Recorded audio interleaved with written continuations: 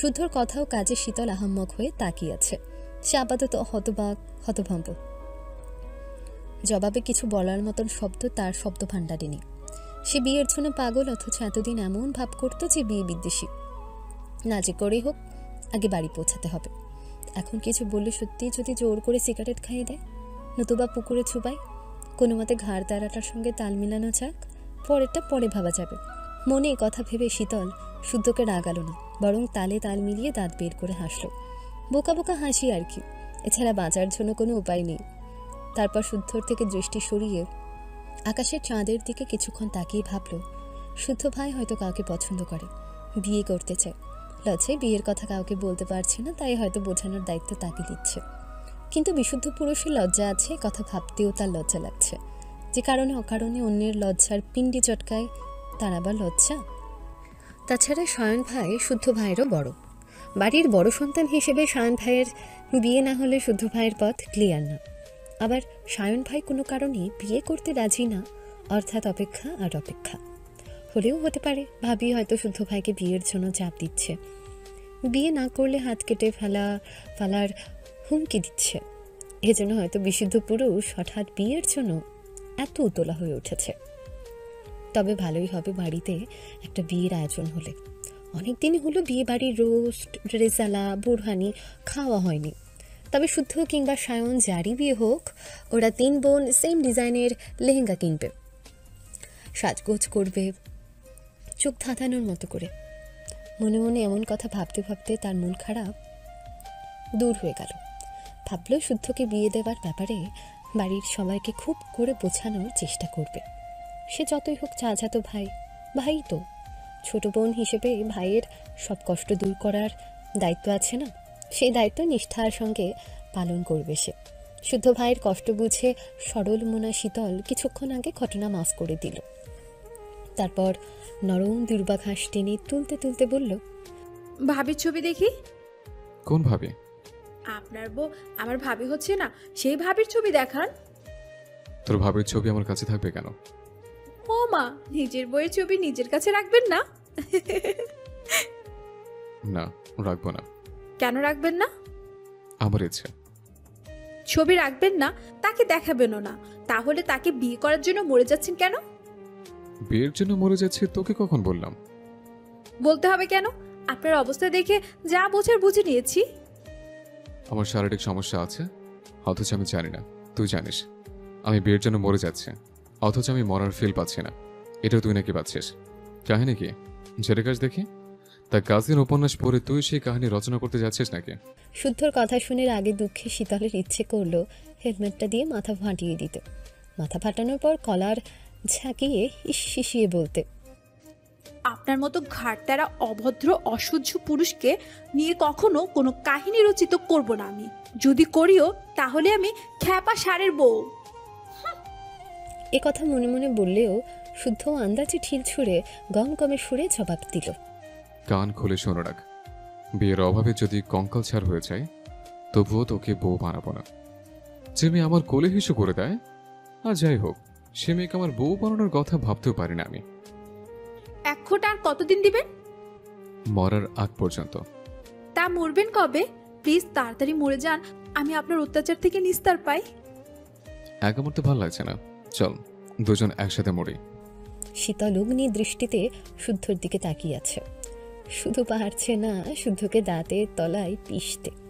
তাকে এভাবে তাকাতে দেখে শুদ্ধ মাথার নিচে হাত দিয়ে ঘাসের উপর শুয়ে উপরে, তারপর যৌবনবতী পূর্ণিমা চাঁদের দিকে তাকিয়ে ঠোঁটের কোণে পিছিল হাসি এঁটে বলল, প্রায় দিন স্কুল থেকে ফিরে দেখতাম ছোট মাধবকে কোলে নিয়ে ভাত খাচ্ছে, নয়তো অন্য কোনো কাজ করছে।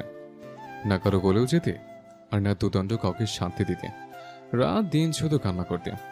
ছোট মায়ের কষ্ট দেখে আমি জোর করে যদি বা একটু করে নিতাম, অমনি হিসু করে দিতে। শীতলের আর সহ্য হলো না। সে উঠে হাঁটা ধরল। ঘুরে ফিরে একই গল্প। ছোট থাকতে সবাই এমন করে। তখন যদি জানতো ওই কাজের জন্য বছরে 36 পার করে খোটা শুনতে হবে, তাহলে জীবনেও তার কোলে যেত না। জয়েন্ট ফ্যামিলিতে থেকে তারা বড় হয়েছে। বাসায় ছোট বাচ্চা থাকলে সবাই কোলে নেবে, আদর করবে। সে বাচ্চা কোলে উঠে হিসু করবে, এটাই স্বাভাবিক। তার বেলায়ও এটাই কাহিনী। অথচ এই লোক সুযোগ পেলেই সে গল্প ছুড়ে দিয়ে মেজাজ খারাপ করে দেয়। সে এখন বড় হয়েছে, বুঝতে শিখেছে। এসব শুনে তার কি লজ্জা লাগে না? তাও ওই একই কথা, একই গল্প। শীতল চলে যাচ্ছে দেখে শুদ্ধ ধীরে সুস্থে উঠল, ঠোঁটে বাঁকা হাসি এঁটে জামা কাপড় ঝেড়ে সেও পিছু পিছু গেল। হাঁটতে হাঁটতে যেখানে শুদ্ধর বাইকটা স্ট্যান্ড করা সেখানেই এসে শীতল থামল। একটু পরে শুদ্ধ এসে বাইকে বসে আরেকটা খোঁচা মারল। কিছু কিছু মানুষ আছে অন্যের কোলে হিসু করে বড় হয়, তারপর তার কর্মের কথা মনে করালে চটপট দেখায়। উপকার পেয়ে উপকারে যাচ্ছে তাই বলে এরা। আফসোস, দিন দিন মানুষের বিবেক পচে যাচ্ছে। আবারও খোঁচা শুনে শীতল জ্বলে উঠল আপন শক্তিতে। সেও ঝুঁকরুটে গলায় বলে উঠল, গ্যাদাকালে আমি মানুষের কোলে চড়ে হিসু করেছি, আপনি করেননি? না করিনি। আমি কারো মতো তো বেহায় না যে যার তার কোলে চড়ি হিসু করে ফোকলা দাঁত বের করে হাসব। কি করলে হিসুর কলঙ্ক থেকে মুক্তি পাবো বলবেন প্লিজ? আপনার এই খোঁচা মার্কা কথা শুনতে শুনতে আমার কানের পোকা বের হয়ে গেছে। পোকা বের হয়ে গেছে মানে? তুই কানে পোকা বলতে নাকি? বাড়ির পেছনে তো অনেক জায়গা পড়ে আছে। দেখেন শুদ্ধ ভাই, শুধু শুধু কথা পেঁচাবেন না। আপনার পায়ে পড়ি, ছোটবেলার কাহিনী থেকে আমি মুক্তি দিন। এ কথা শুনে শুদ্ধ বাইকে বসা অবস্থায় এক পা এগিয়ে দিয়ে বলল, আগে পা ধর। পা না ধরে পায়ে পড়ি বলে দাঁড়িয়ে থাকে এক প্রকার বেয়াদবি। একটা মানুষের কথার সাথে কাজেরও মিল থাকা জরুরি। কি আশ্চর্য, আমি তো কথার কথা বললাম। বললে যখন ধরতে কি সমস্যা? আর কলঙ্ক থেকে মুক্তির একটাই পথ, আমার বিয়ের ব্যবস্থা করা। বিয়ের এক পাশ না বেরোতেই বাপ হব। প্রতি বছর একটা করে ছানাপোনা ফুটাবো, তারপর ছানাতে হিসু করাবো তোর কোলে। আমার কোলে তুই হিসু করেছিস, আমার ছানাটা তোর কোলে হিসু করবে, হিসাব বরাবর। ঠিক আছে, তাই হবে। আমার জীবনে এখন একটাই টার্গেট, আপনাকে বিয়ে করানো।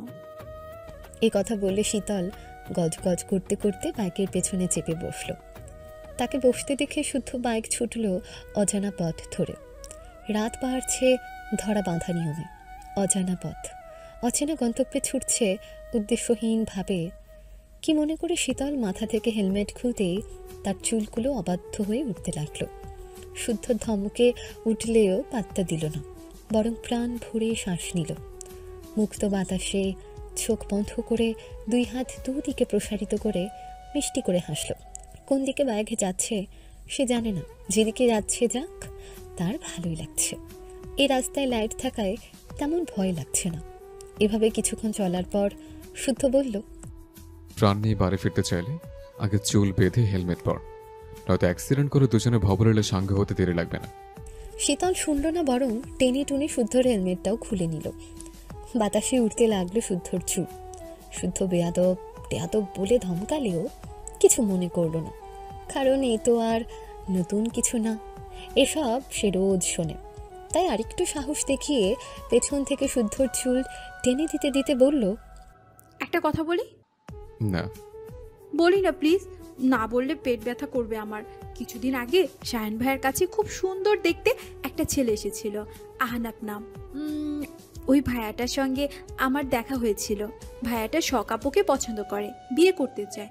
আমার দুলাভাই হিসেবে খাপে খাপ, তাই আমি আপুর নাম্বার ওনাকে দিয়েছি। বলেছি প্রেম করে আপুকে পটিয়ে নিতে। এই কথা শোনা মাত্রই আচমকা বাইক থামাতে তার পিঠের উপর হুমড়ি খেয়ে পড়ল শীতল। নাকে ব্যথা পেয়ে নাক ডলার আগে মাঝখায় গলায় শুদ্ধ বলল, আচান শখের নাম্বার চাইলো আর তো দিয়ে দিলে। এই মহৎ কাজ কে করতে বলেছে তোকে? কেন, কি হয়েছে? আবার জিজ্ঞেস করছিস কি হয়েছে? ব্যাত্তব কোথাকার, থাপড়ে দাঁত ফেলে দেবো তোমার। শুধু শুধু বকছেন কেন? নিজে বিয়ে পাগলা তার বেলা, ওদিকে শায়ন ভাইও প্রেম করে। বলেছি নাকি কাউকে? কে কাকে পছন্দ করে, কে কাকে ভালোবাসে, এইসব দেখা ছাড়া কাজ নেই তো? এসব করতে পেলে বসে বড় করা হচ্ছে তোকে। ঘুরে ফিরে আমার চোখেই পড়ে। এটাও কি আমার দোষ নাকি? হ্যাঁ, প্রায় সবার কথাই জানি, শুধু আপনারটা বাদে। আপনার কাহিনী জানলে 16 আনা পূর্ণ হবে। শীতলের দিকে বিরক্ত চোখে তাকিয়ে শুদ্ধ বাইকটা টান দিয়ে টং চায়ের দোকানের সামনে থামালো। দোকানিকে চা দিতে বলে দোকানের সামনে থাকা ড্রাম থেকে এক মগ পানি তুলে শীতলকে বলল চোখে মুখে পানি দিতে। ঘুম ছুটাতে শীতল তাই করল। দোকানি চা বানাচ্ছে দেখে শুদ্ধ আশেপাশে তাকিয়ে শীতলকে দাঁড়াতে বলে এগুলো জঙ্গলের দিকে। কয়েকটা ধাপ এগিয়ে হঠাৎ ঘাড় ঘুরিয়ে পেছনে তাকাতে অমনি তার প্রশস্ত বুকের সাথে শীতল বাড়ি খেল। ব্যথা পেয়ে নাক ডলতে ডলতে খ্যাক করে বলল, আশ্চর্য তো, খাম্বার মতো দাঁড়িয়ে গেলেন কেন? তুই কোথায় যাচ্ছিস? আপনার সঙ্গে। আমি কোথায় যাচ্ছি? আমি কি করে বলবো? জানিস না তুই পিছনে নিচ্ছিস কেন? শুধু শুধু কথা পেঁচাবেন না, কোথায় যাচ্ছেন বলে গেলেই হয়। মূত্র বিসর্জন দিতে যাবি? গেলে আয়, গল্পে গল্পে কাজ ছাড়ি। ছি, কি সব কথাবার্তা। ছি, এর কি হলো? মূত্র বিসর্জন দিতে চেয়েছে, অন্য কিছু তো করতে চাইনি। কোন মসজিদে জিলাপি বিলালে আপনার লাগাম ঠিক হবে বলবেন প্লিজ। এ কথা বলে শুদ্ধকে আর কিছু বলার সুযোগ দিল না সে। দোকানের সামনে বেঞ্চে বসল। দোকানিকে জায়গার নাম জিজ্ঞাসা করলে উনি জবাব দিল। একটু পরে শুদ্ধ ফিরে এসে দাঁড়াতেই দোকানে জানতে চাইলেন, আব্বা এটি আঙ্গ আম্মা জান লাগে। তাকে আমিও চিনি না কাকা। রাস্তায় পড়েছিল, ধুলো ঝেড়ে সঙ্গে নিলাম। থাকতে চাইলে রেখে দেব, না যেতে চাইলে অজানা গন্তব্য ছেড়ে দেব। এ কথা শুনে শীতল ভ্রুকুটি করে তাকালে দোকানি হো হো করে হেসে ফেলল। হাসলো শুদ্ধ। তারা কেন হাসলো বোধগম্য হলো না শীতলের। অতঃপর তারা চা পান করে পুনরায় ভব ঘুরে হয়ে বাড়ি ফিরল ভোরের দিকে। শীতল কোনো মতে হেলমেট রেখে সেভাবেই ঘুম। এক ঘুমেই দুপুর পার। একতলা বিশিষ্ট একটা বিল্ডিংয়ের সামনে দাঁড়িয়ে আছেন মাঝবয়সী এক লোক। নাকের ডগার উপরে মোটা কাঁচের চশমা, পরনে কুচকে যাওয়া পাজামা ফতুয়া, হাতে একটা ব্যাগ। ব্যাগে সম্ভবত কাগজপত্র রয়েছে। তিনি চশমা ঠেলে ভ্রুকুচকে একটু এগিয়ে গেলেন।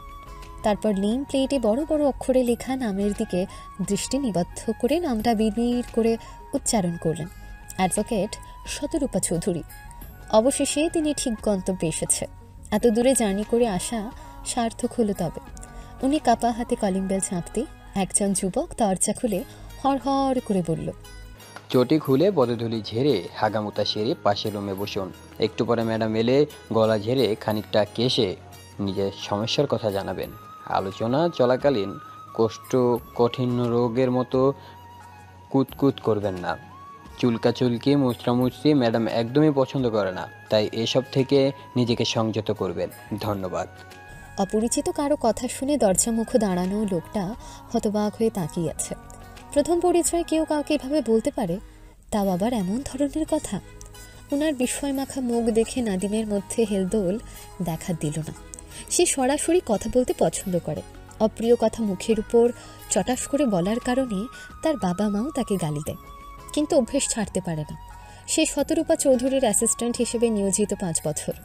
5 বছরে কেসের সুবিধার্থে সে অনেক মানুষের সঙ্গে মিশেছে।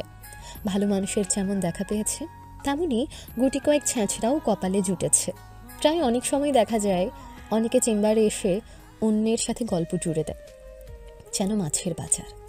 কার বাপের কত বিঘা সম্পত্তি ছিল, বর্তমানে কত আছে, কার ভাতিজা ডাক্তার, কোন মহিলা ননদের স্বামীর সঙ্গে ভেগে গেছে, এসব গল্প জুড়ে বসে। এরপর ম্যাডাম একে একে ডেকে কেসের ব্যাপারে কথা বলা শুরু করলে তখন এক লোক কথার মাঝে বলে বসে, ম্যাডাম বলছিলাম কি ওয়াশরুমটা কোথায়? সিরিয়াস কথার মধ্যে কথা শুনে বিরক্তির মাত্রা তরতর করে বেড়ে যায়। এমনিতে শতরূপা চৌধুরী সম সচেতন মানুষ, বাড়তি কথা বলা পছন্দ করেন না উনি। ওনার মতে বাড়তি কথা কাজকর্মে ঢিলেমি করে বেশি। ওয়াশরুমের চক্করে 10 মিনিটের কথাতে যদি 25 মিনিট খরচ হয়ে যায় তাহলে কিভাবে হবে? এজন্যই কেউ এলে মুখের উপরে এসব বলে সচেতন করে দেয়, যাতে হাট না বসিয়ে পার্সোনাল কাজটা সেরে নেয়। এতে সময়ও বাঁচে, আলাপও দ্রুত হয়।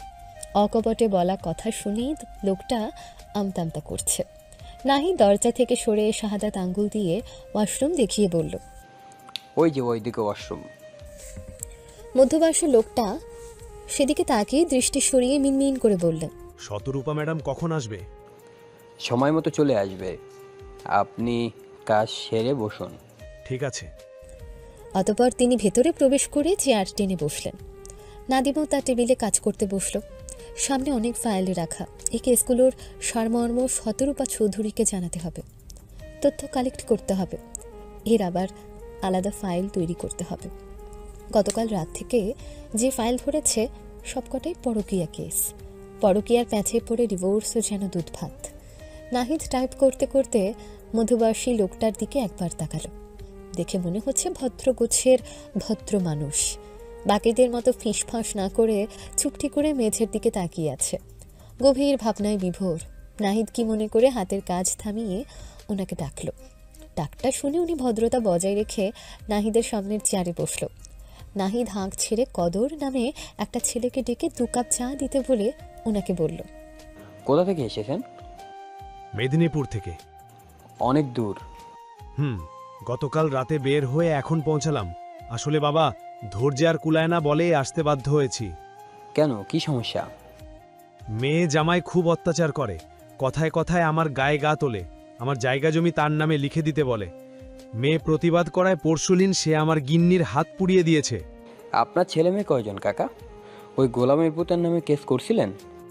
একটাই মেয়ে আমার, সঙ্গদোষে পালিয়ে বিয়ে করছিল। গিয়ে দেখে ছেলের ঘরবাড়ি কিছু নাই, ছেলে বস্তির টোকাই। বস্তিতে এক আত্মীয়ের বাসায় থাকে। পরে সবকিছু জানাজানির পর আমার বাড়িতে উঠেছিল। আমারও একটাই আদরের মাইয়া, কষ্ট দেখতে না পেরে আমিও সুযোগ দিয়েছিলাম।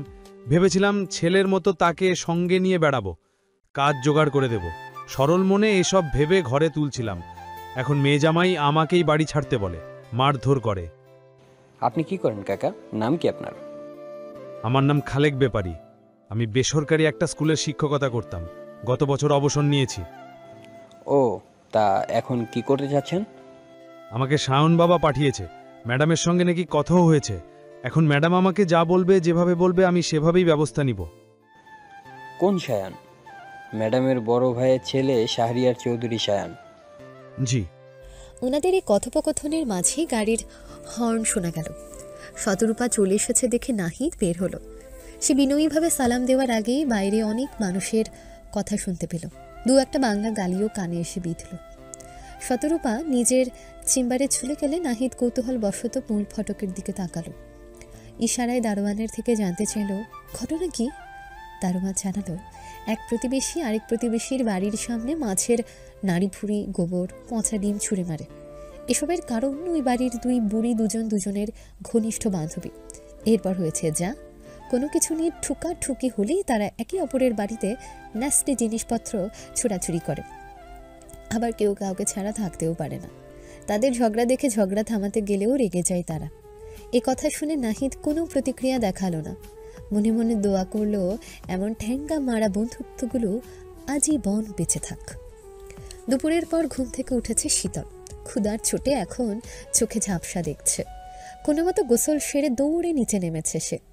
কোনো কথা না বলে রান্নাঘর থেকে খাবার নিয়ে ঝটপট খেতে বসল। প্রথম লোকমা মুখে পুড়ে চিবাতেই বাইরে থেকে শুদ্ধ এলো। লাট সাহেব বসলো সিঙ্গেল সোফায়।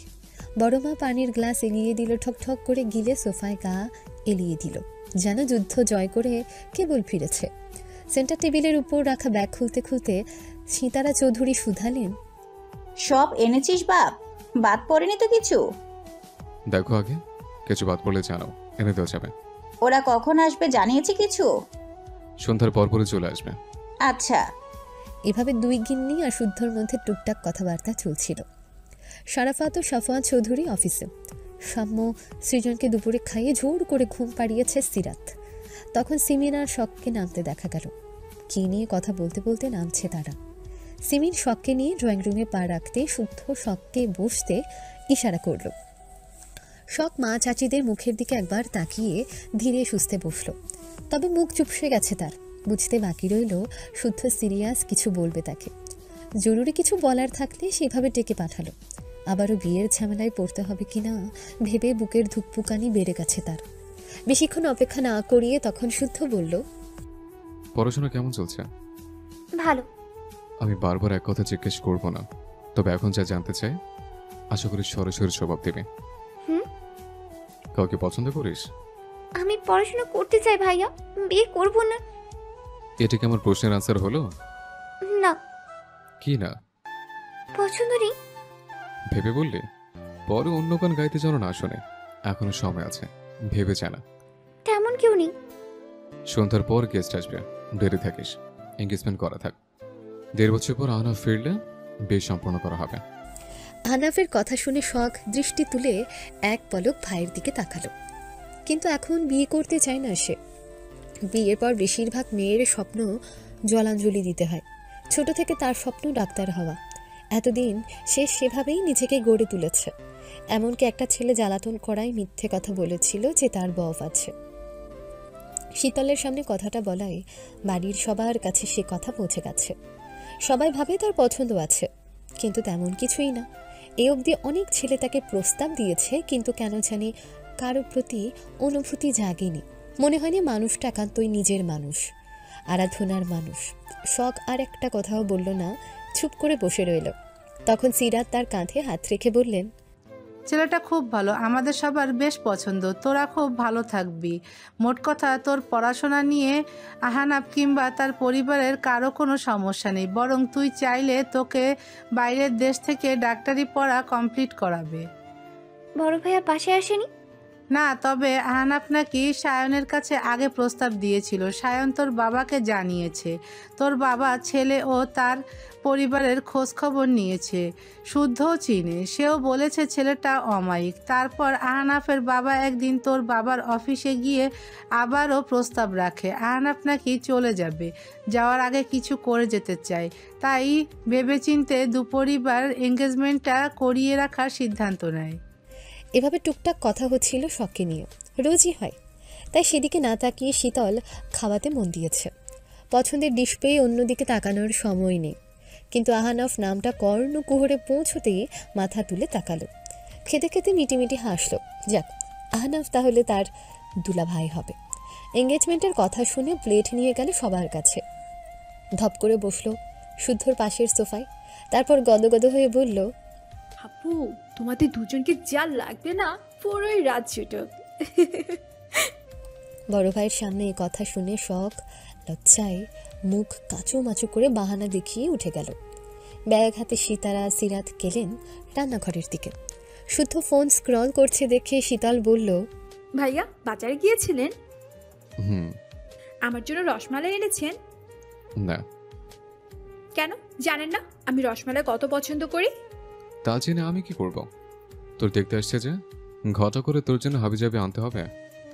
এক বোনের জন্য আরেক বোনকে অবহেলা করতে পারেন না, এটা অন্যায়। আমাকে রসমালাই এনে দিন। আমি তোর বাপের চাকর? তোকে রোজ রসমালাই গেলানোর জন্য আমাকে টাকা দেয় তোর বড় আব্বু?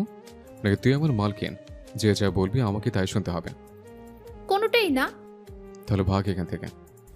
এ কথা শুনে শীতল মুখ ভোঁতা করে সেখান থেকে উঠে রান্নাঘরে গেল। গেস্টদের জন্য কয়েক ধরনের মিষ্টি আনা হয়েছে। সিতারা সেসব তুলে রাখছে। তাকে রান্নাঘরে দেখে দুটো মিষ্টি প্লেটে তুলে দিলেন সিতারা। সে মিষ্টি হেসে পুনরায় ফিরে গেলে ডাইনিং টেবিলে। দুই পা নাচাতে নাচাতে মিষ্টিতে কামড় বসিয়ে কিছু ভাবল। সে কদিন যাবৎ কাজিন রিলেটেড উপন্যাস পড়তে শুরু করেছে, তাও সবার নজর এড়িয়ে, চুপি চুপি।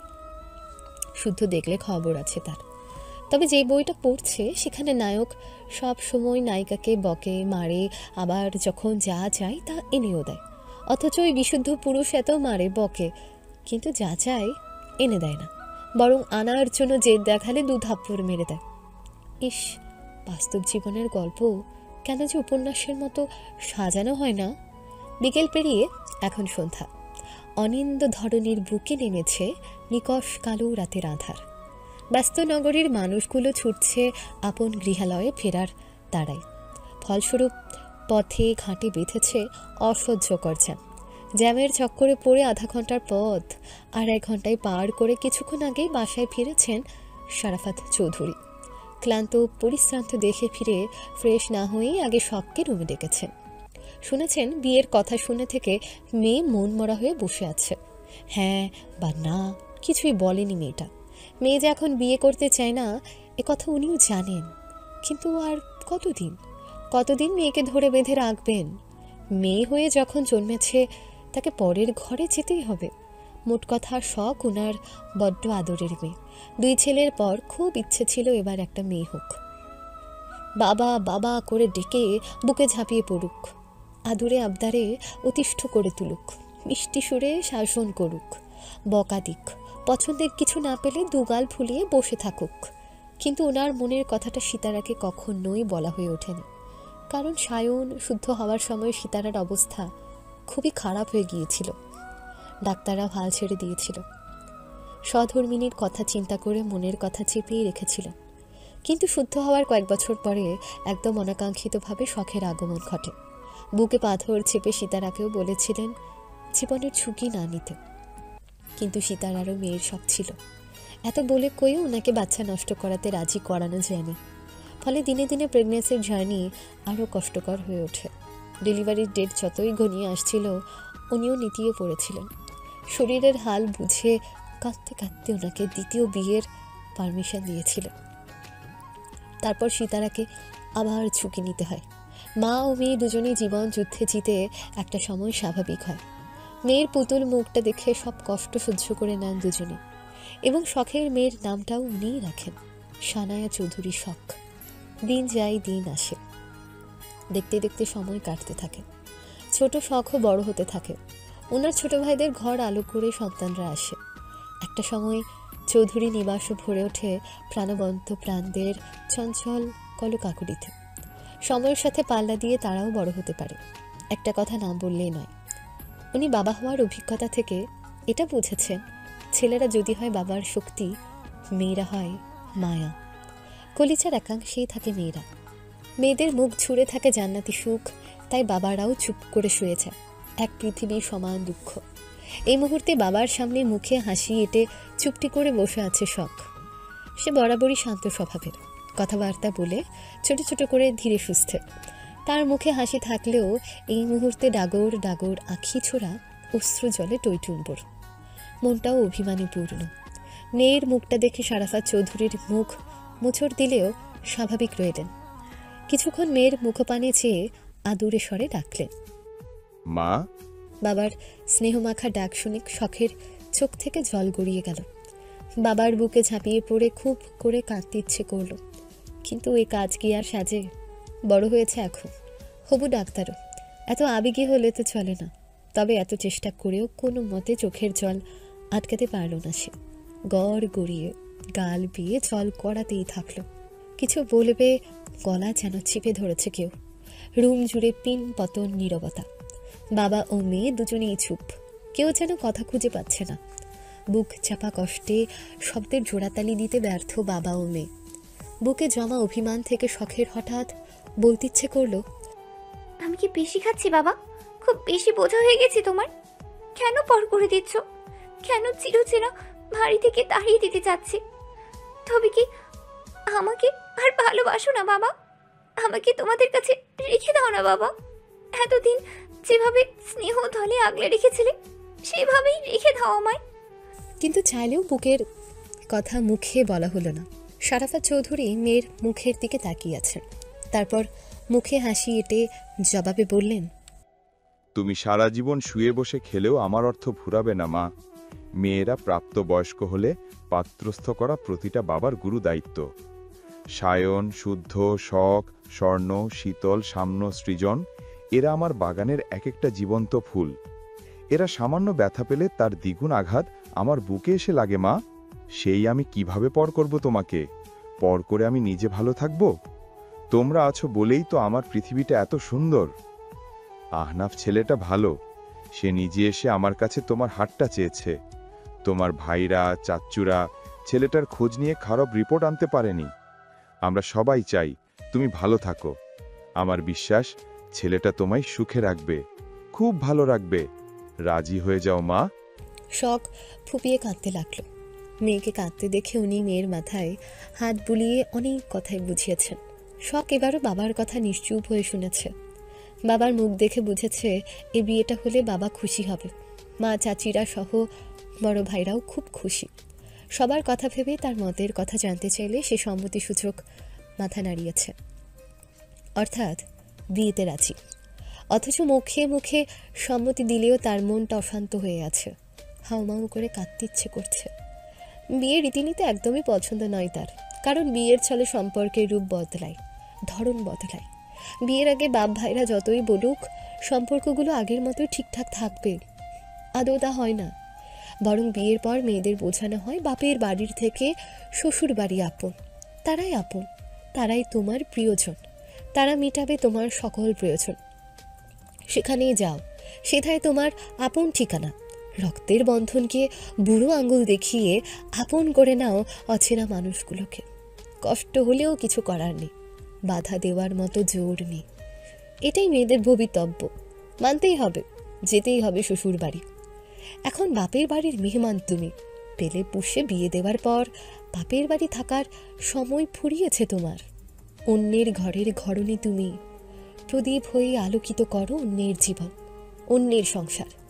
পুরনো সব মায়া ছেড়ে আঁকড়ে ধরো নতুন মায়াকে, সেই মায়াতেই বেঁধে রাখো সংসারের প্রতিটা সদস্যকে। তবেই না হবে তোমার নারী জীবন সার্থক। স্বর্ণ ল্যাপটপে কাজ করছে, বিছানার হেডবোর্ডে হেলান দিয়ে মনোযোগ সহকারে কি যেন করছে। তাকে মনোযোগী দেখে শীতল টাকা নেওয়ার ধান্দায় দু একবার খোঁচালেও কাজের কাজ কিছুই হলো না, তাই বকতে বকতে নিচে চলে গেছে। সব পড়ার টেবিলে চুপ করে বসে আছে, দৃষ্টি বইতে নিবদ্ধ থাকলেও পড়াতে মন নেই তার। মস্তিষ্কে নানান ভাবনা, মুখ শুকিয়ে চুপসে গেছে। কিছুক্ষণ আগে আহনাফ ফোন করেছিল তাকে, বিয়েতে সম্মতি দিয়েছে শুনে ছেলেটা খুব খুশি। মাত্রাতিরিক্ত খুশিতে কথা বেরোচ্ছিল না মুখ দিয়ে, বারবার কথা আটকে আসছিল তার। কতবার শখকে ধন্যবাদ দিয়েছে সেও হয়তো জানে না। পছন্দের কাউকে পেলে এমনই হয় বুঝি, কি জানি। তার জীবনে এমন অনুভূতির কেউ আসেনি, ঘটা করে কাউকে ভালোবাসি বলা হয়নি, মন দেওয়া নেওয়াও হয়নি। সে বাবার রুম থেকে এসে পড়ার টেবিলে বসেছে, নীরবে জানিয়েছে সে বিয়েতে রাজি। কিন্তু মনের তোলপাড় বন্ধ হচ্ছে না, হাত পা অনবরত কাঁপছে। আর কিছুক্ষণ পরে আহনাফরা চলে আসবে, হাতে রিং পরিয়ে তাকে বউ হিসেবে চিহ্নিত করবে। দুই পরিবারে নতুন করে সম্পর্ক জুড়বে, সম্বোধনেও পরিবর্তন আসবে। এসব নানান কথা ভেবে শখ বইয়ের পাতা উল্টাতে উল্টাতে স্বর্ণের উদ্দেশ্যে বলল, আমার কি বিয়েটা করা উচিত স্বর্গ? স্বর্ণ তাকালো না, শক্ত করে নিচের ঠোঁট কামড়ে ধরে দ্রুত গতিতে টাইপ করছে সে। তীক্ষ্ণ দৃষ্টিতে তাকিয়ে আছে ল্যাপটপের দিকে। শখের কথাটা শুনেও সাথে সাথে জবাব দিল না, বরং একটু সময় নিয়ে হাতের গতি কিছুটা কমিয়ে এনে ধীরে সুস্থে উত্তর করল, উচিত। কেন উচিত? তোমার হবু বর মানুষ হিসেবে পারফেক্ট। একজন পারফেক্ট মানুষই পারে পারফেক্ট পার্টনার হতে। নরম সরম মেয়েরা একা বাঁচতে পারে না, বাঁচতে চাইলে পৃথিবীর নিষ্ঠুর মানুষেরা তাদেরকে বাঁচতে দেয় না। হয় নারীকে ওরা কলঙ্কের কালি লেপে দিয়ে চায়, নয়তো খুবলে খেয়ে পৃথিবী থেকে বিতাড়িত করে। এই জন্য মেয়েদের নিরাপদ আশ্রয় দরকার, ছায়া দরকার, মন ভরে কাঁদার জন্য হলেও বিশ্বস্ত বুকের দরকার। আহনাফ ভাই নিঃসন্দেহেই ভালো মানুষ, তাকে নিয়ে সংশয় রেখো না, বরং মেনে নাও। ভুলে যেও না, শুদ্ধ সায়ন ভাইয়ের কলিজা আমরা 3 বোন। আমাদের জন্য তারা কি কি করতে পারে ধারণাও করতে পারবে না তুমি। সেই ভাইয়া যার তার হাতে তোমাকে তুলে দেওয়ার সিদ্ধান্ত তো আর নেবে না, তাই নিশ্চিত থেকো, নিশ্চয়ই আহনাফ ভাইয়ের মাঝে বিশেষত্ব আছে বলেই তারা তার সাথে তোমার বিয়ের কথা ভেবেছে। স্বর্ণের স্পষ্ট ভাষায় স্পষ্ট কথাগুলো শুনে শখ সত্যি সত্যি অহেতুক চিন্তা বাদ দিল। তাই তো মাথার উপরে বড় ভাইরা থাকতে এত ভয় কিসের? তার ভাইরা তো আর 5টা ভাইয়ের মতো না। এসব ভেবে সে মনমরা হয়ে বসে থাকলো না, বরং উঠে নিচে গেল। তাকে যেতে দেখে স্বর্ণ কেবল তাকিয়েই রইল। বাড়ির মূল ফটক দিয়ে আইসক্রিম খেতে খেতে হাঁটতে হাঁটতে আসছে সাম্য, সৃজন আর শীতল। শামা চৌধুরীকে বের হতে দেখে 3 জন ধরেছিল আইসক্রিম কিনে দেওয়ার জন্য। উনি ওদেরকে আইসক্রিম কিনে দিয়ে বাড়ির গেটে নামিয়ে গাড়ি নিয়ে চলে গেছে। ওরা আইসক্রিম খেতে খেতে বাড়িতে প্রবেশ করলো। ইতোমধ্যে ওরাও জেনেছে শখকে আজ দেখতে আসবে। কিছুদিন পর তার বিয়ে হবে, তারপর শখ তাদের ছেড়ে শ্বশুর বাড়ি চলে যাবে। আপু চলে যাবে ভেবে কষ্ট লাগলেও সুদর্শন দুলাভাই পাবে বলে ভীষণ খুশি তারা। আহনাফকে পছন্দ হয়েছে কি না? ড্রয়িং রুমে শরাফা চৌধুরী, সায়ন সহ বাড়ির 3 গিন্নি এসে বসেছে, বড়দের হাতে চায়ের কাপ। আহনাফরা নাকি লম্বা জ্যামে আটকে গেছে, একটু আগে ফোন করে তাই জানিয়েছে। শরাফা চৌধুরী ফিরে আগে 1 কাপ চা পান করেন, নয়তো ওনার মাথা ভার হয়ে থাকে। শরাফা চৌধুরীর জন্য শুধু চা না বানিয়ে সিতারা সবার জন্য বানিয়েছেন। প্রতি সন্ধ্যায় 3 জায়ের চা না খেলে চলেই না। আহনাফদেরও আসতে দেরি হবে। এই ফাঁকে বাড়ির সকলে 1 দফা চা আড্ডাও হয়ে যাবে। শখকে ডেকে তার হাতে কাপ ধরিয়ে দিয়েছেন সিমিন। কথাবার্তা বলে মেয়েটাকে সহজ করার চেষ্টা করছেন তারা। এদিন তাদের জীবনেও তো এসেছিল বিদায়, তারাও জানে এই মুহূর্তের কথা। তখনই বাড়ির 3টে বিচ্ছু হই হই করতে করতে ড্রয়িং রুমে এলো। নিজেদের আইসক্রিম ভাগাভাগি করে নিল। সবার জন্য আনা হয়েছে আইসক্রিম। যার যারটা তাকে বুঝিয়ে দেওয়া হলো। বাটি আইসক্রিমের বাটি থেকে এক বাটি আইসক্রিম নিয়ে সৃজনকে দিয়ে শুদ্ধের কাছে পাঠিয়ে দিল সিরাত। সায়ন চায়ের কাপ রেখে ভাই বোনদের থেকে এক কামড় করে খাবে। নিজে না দিলে এসে জোর করে খাবে, অগত্যা বাধ্য হয়েই দিতেই হলো। সাম্য হঠাৎ আইসক্রিম খাওয়া থামিয়ে কিছু ভাবতে বসেছে। ভাবার পর্বে সমাপ্তি টেনে সে উঠে শরাফত চৌধুরীর পাশে বসল। তারপর চিন্তিত সুরে বলল, বড় আব্বু, সুখ আপুকে অচেনা কারোর সাথে বিয়ে দিও না। এই কথা শুনে সবার দৃষ্টি পড়ল সাম্যের দিকে। সবাইকে তাকাতে দেখে সাম্য ভয় পেল না, ভড়কাওলও না। সে ছোট থেকে এমন, যখন যা বলতে চাইবে পুরো কথাটুকু শেষ করেই থামবে, আর অপর মানুষটাকে বাধ্য করে তার কথা শুনতে। হঠাৎ এমন কথা বলায় শরাফত চৌধুরী শুধালেন, কেন বাবা, দিলে কি হবে? আমরা তো আপু শ্বশুর বাড়িতে থাকবো না, ওরা যদি আপুকে মারে বকে। ছোট ভাইয়ের চিন্তা বড় বোনের সেফটি নিয়ে। আহা, কি মধুর সম্পর্ক। কিন্তু শখ হাসিটা মিলিয়ে গেল। পুনরায় তার চোখের কোণে অশ্রু জমে গেল। বুঝে ওঠার আগেই গাল বেয়ে অশ্রু ফোঁটা গড়িয়েও গেল। সায়ন সেটা খেয়াল করে এবারের জবাবটা সেই দিল, আমরা ছাড়বে আছি কি করতে? আমাদের বোনকে মারবে এত সোজা? শুধু মেরেই দেখুক না, ওদের চাপার নকশা চেঞ্জ করে দেব। তা না হয় দেব, কিন্তু আবার কিন্তু কেন? 3 আপুকে বাইরে বিয়ে দিও না, অন্য একটা কাজ করি।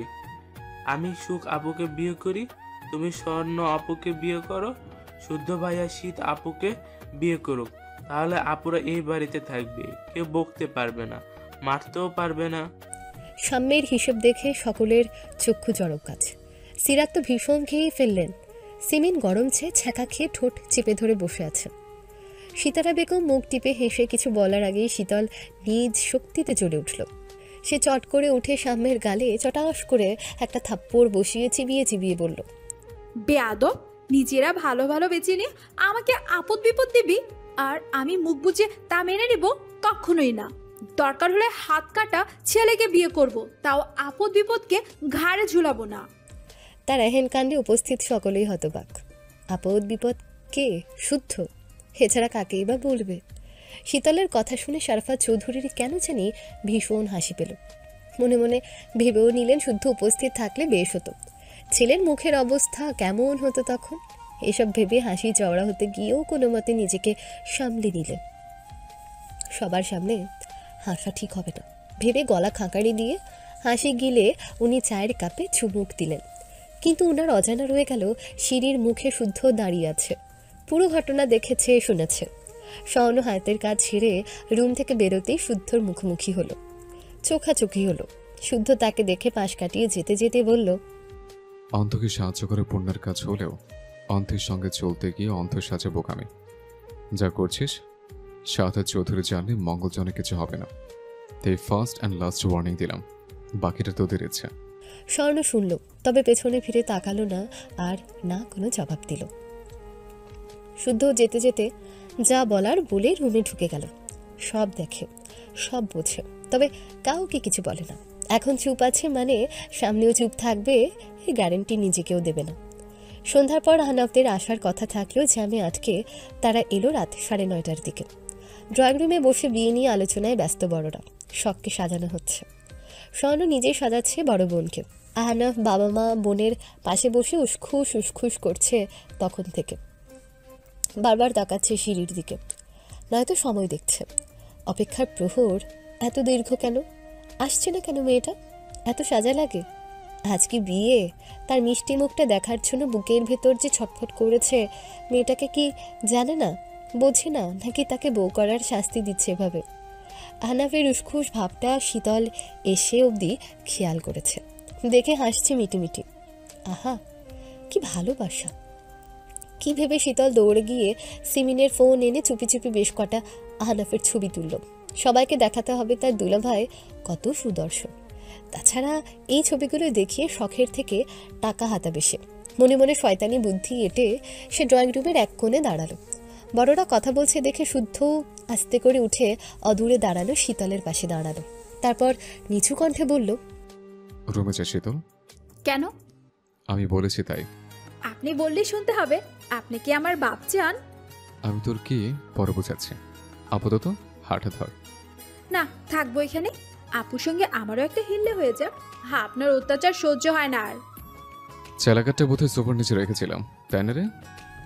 আবারও চেলা কাঠ। ইস, প্রচুর লাগে। মারের কথা উঠেছে মানে বিশুদ্ধ পুরুষ কোনো কারণে রেগে আছে। তর্ক করলে সত্যি সত্যিই মেরে দিতে পারে। তাই সে বোকা বোকা হেসে বলল, ইয়ে মানে মেলা পড়া বাকি আছে, জায়গা। এ কথা বলে শীতল সামনের সেন্টার টেবিলের উপরে থাকা শুদ্ধর ফোন ওড়নার তলায় লুকিয়ে সিঁড়ির দিকে পা বাড়ালো। ফোনের লক জানে সে, কিছুক্ষণ আগে আর চোখে দেখেছে। মূল উদ্দেশ্য সেদিনের সিগারেট খাওয়া ছবিটা ডিলিট করে শুদ্ধর দুর্বলতা খুঁজে বের করা, যেটা দেখিয়ে শুদ্ধকে হুমকি দেওয়া যাবে। কিন্তু সেটা হবে না বোধহয়, কারণ যাওয়ার আগেই শুদ্ধ হঠাৎ বলে উঠল, ফোনটা রেখে যা। আমি কি আপনার চাকর নাকি আপনি আমার মালিক যে যখন যা বলবেন আমাকে তাই করতে হবে? অহেতুক কথা বাড়াবি না, নয়তো থাপড়ে গাল লাল করে দেব। বেয়াদব। মেরেই দেখুন, বড় আব্বুকে বলে আপনাকে উচিত শিক্ষা দেওয়াবো আজ। চুপ থাকি বলে সাপের 5 পা দেখেছেন, তাই না? ড্রয়িং রুমে গেস্ট থাকায় শীতলের সাহস আজ আকাশচুম্বী। তার উপর বড় আব্বু উপস্থিত আছে। সে জানে বড় আব্বু উপস্থিত থাকাকালীন শুদ্ধ কিছু করবে না। এই সুযোগে কোনো মতে ফোন হাতিয়ে ভাগতে হবে এখান থেকে। কিন্তু তার তর্ক করা দেখে শুদ্ধ তেড়ে যেতে শীতল এক দৌড়ে মাঝ সিঁড়িতে উঠে দাঁড়ালো। বড়রা তখনও নিজেদের কথায় ব্যস্ত। আশেপাশেও কেউ নেই। শুদ্ধ কাউকে ফোন ধরতে দেয় না, অর্থাৎ সে ফোনটা তাকেও নিতে দেবে না। এখন না নিলে চেক করাও হবে না। একবার যখন হাতে পেয়েছে, এই সুযোগ হাত ছাড়া করাও উচিত হবে না। কথাখানা তার মস্তিষ্কে টোকা মারতে সে কোনো কিছু না ভেবে জামার ভেতরে ফোনটা ঢুকিয়ে নিল। আপাতত এটাই যেন নিরাপদ জায়গা। বিশুদ্ধ পুরুষ আর যাই হোক, এবার আর কেড়ে নেওয়ার সাহস দেখাবে না, আর না নোংরামির করতে এগিয়ে আসবে, এইটুকু বিশ্বাস তার আছে। এদিকে তার কাণ্ডে সেখানেই দাঁড়িয়ে পড়েছে শুদ্ধ। এই মুহূর্তে বাঘ হারাসে বিস্ময় চোখে মুখে। কিছু বলার আগে শীতল এক দৌড়ে উপরে চলে গেল। এখান থেকে শোনা গেল দরজা আটকানোর শব্দ। আপাতত আজ আর বের হবে না সে। শুদ্ধ আর এগোলো না, ঘুরে দাঁড়ালো। মাথার ভেতরে ভন ভন করছে তার। মেয়েটা দিন দিন এত পাজি হয়েছে বলার বাইরে। না, একে সভ্য করা যাবে না বোধ হয়। কয়েক ধাপ এগোতেই হঠাৎ তার চোখ পড়ল সায়নের দিকে। দুই ভাইয়ের চোখাচোখি হলো। শুদ্ধ খেয়াল করলো সায়ন হাসছে, ঠোঁট জুড়ে যেন উপহাসের হাসি। পরিষ্কার দুটো থালায় তোমার খুব পছন্দের দুটো আইটেম রাখা। প্রায় 1 সপ্তাহের অনাহারি তুমি, পেটে মরণ ক্ষুধা। খাবারের ঘ্রাণে জিভটা লক লক করছে তোমার। খাবার দেখে ক্ষুধার মাত্রাও দ্বিগুণ ছাড়িয়েছে। সেই মুহূর্তে কি করবে তুমি? নোংরা হাত ধুয়ে মুছে সময় নষ্ট করবে, নাকি আগেই সর্বগ্রাসী এক থাবা বসাবে? ফোনের অপর পাশের লোকটা পুরো কথা শুনে খ্যাক করে হেসে উঠল।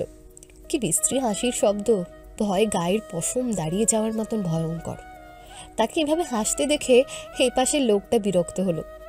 মুখে বিরক্তিকর ছ জাতীয় শব্দ করে মনে মনে বিশ্রী গালিও ছুড়ল। কোনো মতে হাসি থামিয়ে ইয়াসির নামের লোকটা এবার বলল, সায়েন্টিস্ট ফর্মুলা দেয়নি বিদা রেগে আছেন নাকি স্যার? কি বললাম আমি? তা ভদ্র মহাশয়ের নামটা যেন কি? সহিব চৌধুরী শুদ্ধ। বুঝলাম, তা আপনাদের ভদ্রলোকদের মাঝে আমার কাজ কি? সায়েন্টিস্টকে তড়পাতে দেখার সাজ জেগেছে মনে, খেয়ে দাও। ছে, কি বালছাল কন এগুলা। পোলা হইয়া পোলারে খামো? আমার রুচি এখনো এত নিচে নামে নাই স্যার, এই কাজ পারবো না, অন্যরে দিয়ে খাওয়ান। আরে 3টেই কুমারী ফুল। 2 ভাইয়ের জন্য কড়া নজরের কারণে ভ্রমরও তাদের কাছে ঘেঁষতে পারেনি। এবার তুমি দুটোকে খেয়ে যত্ন করে কলঙ্ক লাগাও দেখি। ইনটেক মাল। তা এরা শোয়েবের কে? বোন। ওহ, কিন্তু মাল সুন্দরী না হলে মুড আসে না আমার। মুড না হলে কি খাওয়া যায়? আমি আবার আদত পেটা খাওয়ার ছেলে না। পছন্দ হলে পুরোটাই খাই, নয়তো ছেও দেখি না। আরে 3টেই চোখ ধাঁধানো সুন্দরী, তবে ছোটটা সবার থেকে এগিয়ে আছে। হ্যাঁ। নাম? শীতল। নাম শুনে ছেলেটা কল কেটে ফিচেল হাসল। তারপর ফোনটা অদ্ভুত কায়দায় 5 আঙ্গুলের মাঝে ঘুরাতে ঘুরাতে মুখে উচ্চারণ করলো, শীতল রানী, এবার আমি তোমায় খাবো। ইউনিভার্সিটি থেকে বেরিয়ে টুকটাক কেনাকাটার জন্য বাজারে এসেছে স্বর্ণ। হাতে দুটো শপিং ব্যাগ, কড়া রোদে ঘেমে নিয়ে একাকার অবস্থা। মাঝারি সাইজের মোটা বেনুনিটা কাঁধের একপাশে অযত্নে ফেলে রাখা, বিরক্তিতে চোখ মুখ কুচকে আছে। সরু নাকের ডগায় বিন্দু বিন্দু ঘাম, কড়া রোদের তাপে ফর্সা দুগাল রক্তিম বর্ণ ধারণ করেছে। শখের পরীক্ষা থাকায় আজ একাই আসতে হয়েছে তাকে, নয়তো ঝামেলার কাজে খুব একটা জড়ায় না নিজেকে। এখন কতক্ষণে ঘুরে ঘুরে শীতলের জামার সঙ্গে ম্যাচিং করা ওড়না খুঁজে পাবে কে জানে। শুধু শীতলের নয়, সিরাত তার ব্লাউজের ফলস আর সিতারা দিয়েছে দুটো শাড়ি কিনতে, হালকা কালারের মধ্যে। শাড়ি দুটো অভাবী দুস্থ এক মাঝবয়সী মহিলার জন্য। তাদের বড় মা প্রায় এভাবে দান করেন, এ নতুন কিছু নয়। এদিকে দিয়ে মহিলার মন মানসিকতা অনেক ভালো। সে বাজারে যাবে শুনে সিমিনো সুরে সুরে জানিয়েছে নরম দেখে রুমে পড়া একজোড়া স্যান্ডেল আনতে। কদিন ধরে ওনার এক পার্ট স্যান্ডেল পাওয়া যাচ্ছে না, তবে ধারণা করা যাচ্ছে এই আকাম বাড়ির একমাত্র উড়নচণ্ডী কন্যা শীতলই ঘটিয়েছে। কারণ সে ইঁদুর তেলাপোকা দেখলে স্যান্ডেল দিয়ে মারতে চায়। মেরে ক্ষান্ত হলে ঠিক ছিল, কিন্তু না, সে ইঁদুর তেলাপোকা মেরে সেটা আবার রেখে আসে যার উপর রাগ থাকে তার রুমের ছিপায়। এটাই তার আগের গোপন বহিঃপ্রকাশও বলা চলে। স্বর্ণের ঘুরে ঘুরে সবার কিছু কিনতে কিনতে দুপুর পেরিয়ে গেছে, ক্ষুধাও লেগে গেছে। খুব বেশি প্রয়োজন ছাড়া বাইরের খাবার খায় না সে, এখনও খাবে না। একেবারে বাড়ি গিয়ে ফ্রেশ হয়ে ভাত খেতে বসবে। এসব ভেবে ছিপা গলি ধরে হাঁটতে হাঁটতে হঠাৎ ব্যাগের ভেতরটা কেঁপে উঠল। ফোন ভাইব্রেট হচ্ছে দেখে সে ব্যাগ থেকে ফোন বের করে কানে ধরতেই সায়ন বলল, জান, কোথায় রে তুই? বাজারে এসেছি। বাজারে কেন? কাপড় চোপড় কেনার ছিল। কেনা শেষ নাকি বাকি আছে? প্রায় শেষ। আসবো নাকি আমি? প্রয়োজন ছাড়া আসার দরকার নেই। জান, শোনো না, আমার জন্য 2-3টা শর্ট প্যান্ট কিনিস। বউয়ের পছন্দ করা শর্ট পরার ফিলিংস জেনে রাখা দরকার। লাল নীল হলুদ নয়তো গোলাপি কালার আনলে চলবে? তুই আনতে পারলে আমিও পড়তে পারবো। পরে একেবারে তোর সামনে গিয়ে দাঁড়াবো। এখন যা ভালো মনে করিস আন। আমাকে সামলানোর দায়িত্ব তো তোরই, তাই না? অসভ্য। ধন্যবাদ। আচ্ছা শোন না জান, বাসায় ফিরে আগে ইনবক্স করে দিস, কাঙ্ক্ষিত সার্ভিস আছে। তুমি কি বাসায়? বাসায় থাকলে কি হবে? দৌড়ে এসে চুমে দিবি? ধরে নাও দিতাম। বাসায় ছিলাম না, তবে এখনই যাচ্ছে। তুইও তাড়াতাড়ি চলে আয় জান, তোর চুমুর অপেক্ষায় আছে। স্বর্ণ জবাব দিল না, খট করে কল কেটে দিল। নয়তো ওই পাজি ছেলে কথা বাড়াতেই থাকতো। সে হাতের ব্যাগগুলো ধরে সামনে এগোতে দৃষ্টি পড়ল একটা শাড়ির দিকে। ভীষণ সুন্দর শাড়িটা, কালো রঙা শাড়িটিতে গোল্ডেন পার। মেয়ে হলেও তার কেন জানি কেনাকাটা সাজগোজ খুব একটা পছন্দ নয়। যতটুকু না করলেই নয় ততটুকুই করে, কারণ তার মতে কেনাকাটা সাজগোজ শো অফ নিয়ে পড়ে থাকা ছাড়াও অনেক কাজ রয়েছে মেয়েদের জীবনে। সাজগোজ নিয়ে পড়ে থাকলে সফল হয়ে স্বপ্ন ছোঁয়ার আশায় এগোতে হবে না। যেখানে কষ্ট আছে, পরিশ্রম আছে, সেখানে সাফল্যও আছে, শুধুমাত্র সময়ের অপেক্ষা। সে শাড়িটার দিক থেকে নজরের সামনে এগিয়েও ফিরে এলো। শখকে শাড়িটাতে বেশ মানাবে। মূলত শখের কথা মাথায় রেখে শাড়িটা কিনে নিল সে। সঙ্গে নিল ম্যাচিং ব্লাউজ। শখের চমৎকার গড়নে শরীরে শাড়িটা চমৎকার লাগবে। তাছাড়া এঙ্গেজমেন্টের গিফট হিসেবে কিছুই দেওয়া হয়নি বড় বোনকে। অথচ আহনাফ আর শখের এঙ্গেজমেন্ট হয়েছে আজ প্রায় 1 সপ্তাহ হতে চলল। সেদিন তাদের এঙ্গেজমেন্ট করিয়ে 1.5 বছর পর বিয়ের অনুষ্ঠানের সিদ্ধান্ত নেয় বড়রা। ততদিনে শখের পাসপোর্ট ভিসাও রেডি হয়ে যাবে। অনুষ্ঠানের পরপরই আহনাফ শখকে নিয়ে চলে যাবে বাইরের দেশে। সেখানে গিয়ে শখ ডাক্তারি পাশ করবে। আহনাফ একথা জানালে সবাই পছন্দ করে প্রস্তাবখানা। শখ অভিমান করে সম্মতি জানায়। মেয়ে রাজি দেখে বড়রা আর কিছু বলে না, কারণ হাতে এখনও অনেক সময় আছে। এর মধ্যে যদি কারো মন পরিবর্তন হয় তাহলে অন্য সিদ্ধান্ত নেওয়া যাবে। মোট কথা, ছেলে মেয়ে দুটো যেভাবে ভালো থাকে, দু পরিবার সেভাবেই সিদ্ধান্ত নেবেন। এদিকে আহনাফেরও ছুটি শেষ, 2 দিন পর তার ফ্লাইট। প্রতিবার দেশে এসে যাওয়ার সময় খারাপ লাগা কাজ করলেও এবার যেন দ্বিগুণ খারাপ লাগা কাজ করছে তার। কষ্টও হচ্ছে, মনে হচ্ছে কলিজা ছিঁড়ে রেখে যাচ্ছে। কেন এমন হচ্ছে? শখের জন্য। মাত্র কদিনের সম্পর্ক, অথচ অনুভূত হচ্ছে তাকে ছাড়া এই জীবনে বৃথা। এ সপ্তাহের মধ্যে আরেকটা কাজ করা হয়েছে। আগে শখ আর স্বর্ণ একই রুমে থাকলেও এবার তাদের রুম আলাদা করা হয়েছে। আহনাফ রাত বিরেতে ফোন দেয়। কত কথা থাকে দুজনের। বোনের সামনে কিছু কিছু কথা বলতে অস্বস্তি হয়, লজ্জা কাজ করে। অস্বস্তি থেকে বাঁচতে ফোন হাতে নিয়ে কখনো বাগানে যায় তো কখনো ছাদে। ব্যাপারটা সিতারা সহ অনেকের নজরে পড়ে।